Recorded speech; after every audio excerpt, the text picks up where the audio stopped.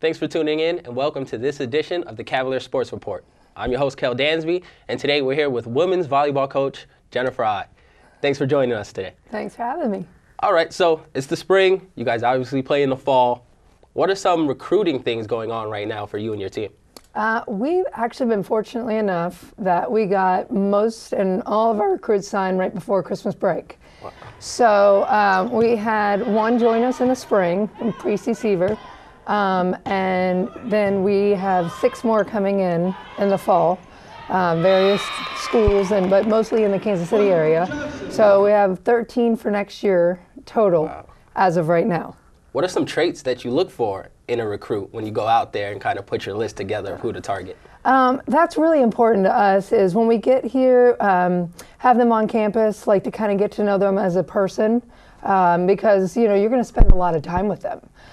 Same with the team, try to see how they mesh with the girls, spend a little bit of time with the girls, you know, and scrimmaging.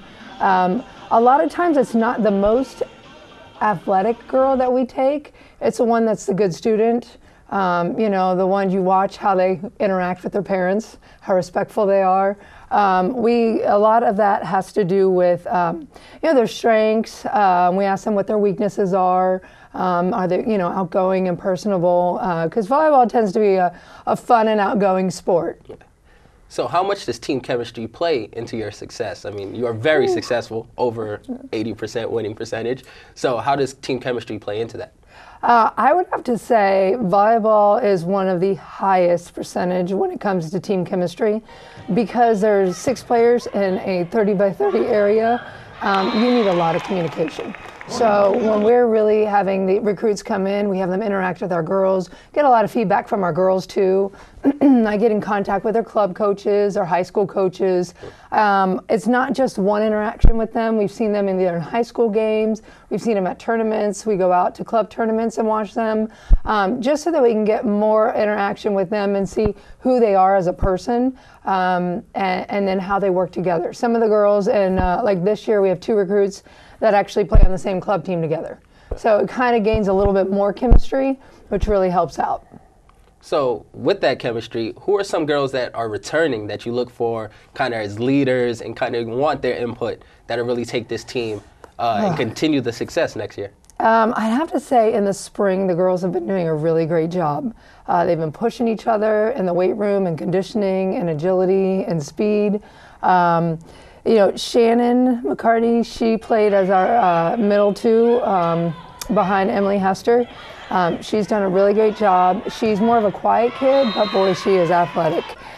She's also a lefty. Allie Ewing is also a lefty, training in the middle and the right side. She's more vocal. She kind of has that real energetic spirit to her. Perry's a lot more outgoing. And so she's more of that vocal encouragement leader. When I have to say on ball control and defense, both Emily and Sarah, that both had postseason awards, I really look to them because they're the ones that start off our play a lot. And then of course, you know, Jessica Anderson, you can't forget her. She's one of the hardest working kids I've ever seen. All right, so going into the summer, what are some like tricks of the trade that you use to kind of prepare your team for the fall? Like, is there like a certain week that you just go crazy hard and have all these drills?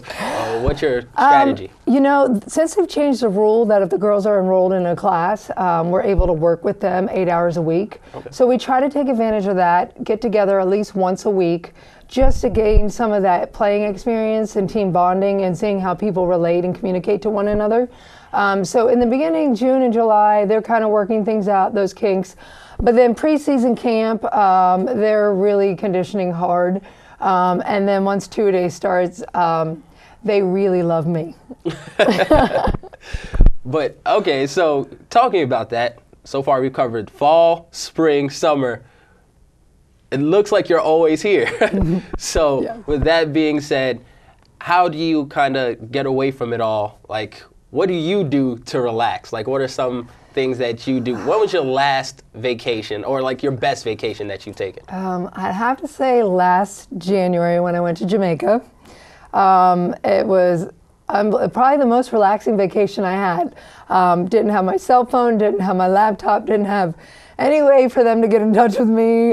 So that was kind of nice and relaxing, and I love the beach because I'm from Florida. So I really, really enjoyed that. You know, last year we had a very tough winter, so I actually got stuck in Jamaica 2 extra days. Not a bad place to be stuck, but so I'd have to say Jamaica. Other ways that I relax and release, which probably doesn't sound like it, is I really like to work out. So it's kind of a release for me and a stress level, and I usually help think or different ideas of what I want the girls to do while I'm working out. It looks like you can still play on the team right now. Thanks. When you did play, what was your best game? Like, is there a game that sticks out in your mind? Like, oh yeah, that's my best game. Like, I'd have to say my senior year, we were at States. It was my birthday. We won States on my birthday, and I turned 18, and it was the best way to close out the year. So I'd have to say that was probably my best and most memorable game. That's a storybook ending I right know. there. I couldn't write that any better. What's your best coaching experience? Like the best, like maybe it was even a small win or something. What was something you just remember like, man, I love that game? As an assistant under Jill, I would say winning the national championship, beating Cali in '05. I thought that was awesome because we had, you know, all Kansas City and American type kids, and beating them, and they were a tough and very talented team. And then I'd have to say as a head coach, last year's semifinal match beating Cali, in fifth set, we were down 11-14. Typically, you shouldn't win that game. And we came back, they had their best player still on the front row.